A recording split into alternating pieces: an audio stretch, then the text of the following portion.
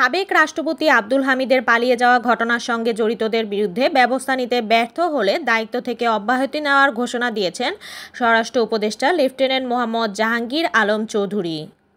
মাওলানা Bhasani, A K Fazlul হক, শেখ মুজিবুর রহমান এবং জিয়াউর রহমান এই চার নেতার সাংবিধানিক স্বীকৃতি চেয়েছে ভাসানী জনশক্তি পার্টি। একই সঙ্গে তারা মুক্তিযোদ্ধা এবং জুলাই গণঅভ্যুত্থানেও শহীদদের সাংবিধানিক স্বীকৃতির দাবি জানিয়েছে।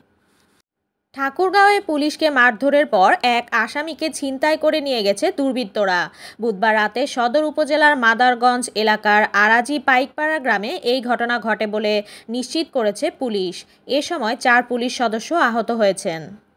জুলাই গণঅভ্যুত্থানের সময় সংগঠিত মানবাধিকার বিরোধী অপরাধের মামলায় আসামি ক্ষমতাচ্যুত প্রধানমন্ত্রী শেখ হাসিনার বিদ্যুৎ, জ্বালানি ও খনিজ বিষয়ক উপদেষ্টা তৌফিক-ই-এলাহী চৌধুরীর জামিন আবেদন আন্তর্জাতিক অপরাধ ট্রাইব্যুনাল খারিজ করে দিয়েছে।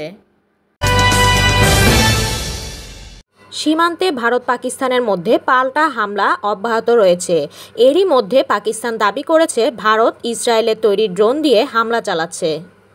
পাকিস্তানের পাঞ্জাব প্রদেশের লাহোরে একটি আকাশ প্রতিরক্ষা ব্যবস্থা ধ্বংস করা হয়েছে বলে দাবি করেছে ভারত। বৃহস্পতিবার দেশটির প্রতিরক্ষা মন্ত্রণালয়ের এক বিবৃতিতে এই দাবি করা হয়। খবর এএফপির। রোমান ক্যাথলিক খ্রিস্টানদের নতুন ধর্মগুরু বাছাইয়ের ভোট শুরু হয়েছে, তবে পোপ নির্বাচিত হয়নি, ফলে আবারও ভোট হবে। খবর বিবিসির। ফিলিস্তিনের অবরুদ্ধ গাজায় দ্রুত এবং অবিলম্বে ত্রাণ সহায়তা প্রবেশের অনুমতি দেওয়ার আহ্বান জানিয়েছেন প্রায় 100 মার্কিন আইন প্রণেতা। গাজায় চলমান দুর্ভিক্ষ পরিস্থিতির মধ্যে ইসরায়েলি কর্তৃপক্ষকে গাজা অবরোধ তুলে নেওয়ার আহ্বান জানিয়েছেন তারা। পাকিস্তানের সামরিক হামলায় শতাধিক সন্ত্রাসী নিহত হয়েছে বলে দাবি করেছেন ভারতের প্রতিরক্ষা মন্ত্রী রাজনাথ সিং। বৃহস্পতিবার নয়াদিল্লিতে ভারতের সর্বদলীয় বৈঠকে এই তথ্য জানান তিনি।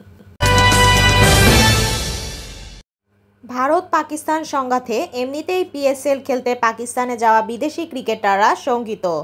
তার উপরে বৃহস্পতিবার পেশোয়ার জালমি বনাম করাচি কিংসের ম্যাচের আগে স্টেডিয়াম এলাকায় বিধ্বস্ত হয়েছে একটি ড্রোন। তাতে বেড়েছে নিরাপত্তা ঝুঁকিও।